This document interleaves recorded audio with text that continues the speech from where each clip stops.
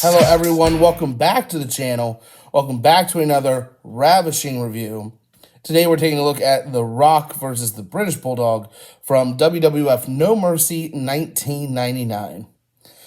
Dave Meltzer gave this a 1-star rating out of 5. Bulldog has just made his way back to the WWF after his stint in WCW. He comes back, he's had a couple of mini feuds, but now he's ready to aim for the WWF Championship, but The Rock is standing in his way. So he takes advantage. He gets in The Rock's way. He interferes in his matches, assaults him on a weekly basis. So The Rock and Mankind are now a team at this point. The Rock is our connection. He makes Mankind go to the kennels to get dog poop. And he gathers up a large tray. And in a tag match on Raw, The Rock bottoms the British Bulldog onto a large tray of dog poop. Yeah, and it gives us Michael Cole's best line delivery of all time when he's on commentary and he says, "Into the dog poop, into the dog poop, into the dog poop, British Bulldog into the dog poop." And I'm like, oh my God. It's not as bad as Boss Time, but it's pretty bad.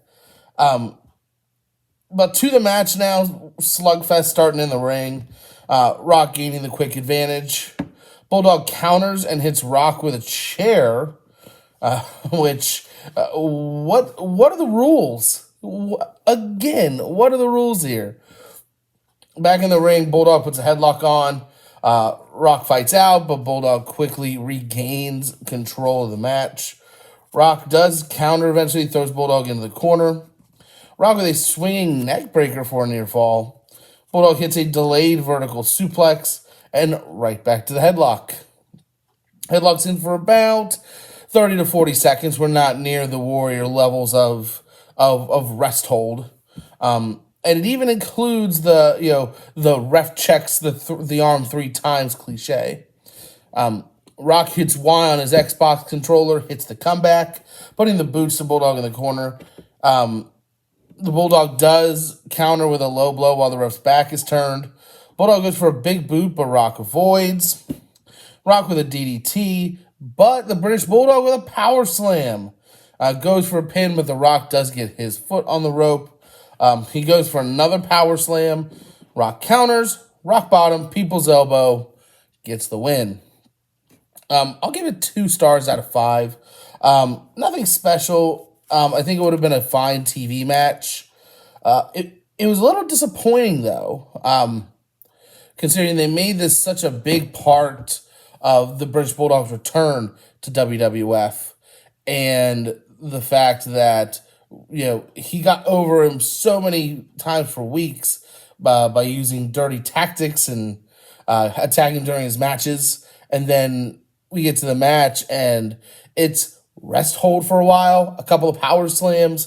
The offense was really one-dimensional for the British Bulldog, but we do know, coming off of that Fall Brawl show from WCW, that he was dealing with a pretty severe back injury at the time, and this would lead to his addiction to painkillers. So you would have to assume that he's, at this point, pretty limited as far as maybe now compared to maybe pre-WCW.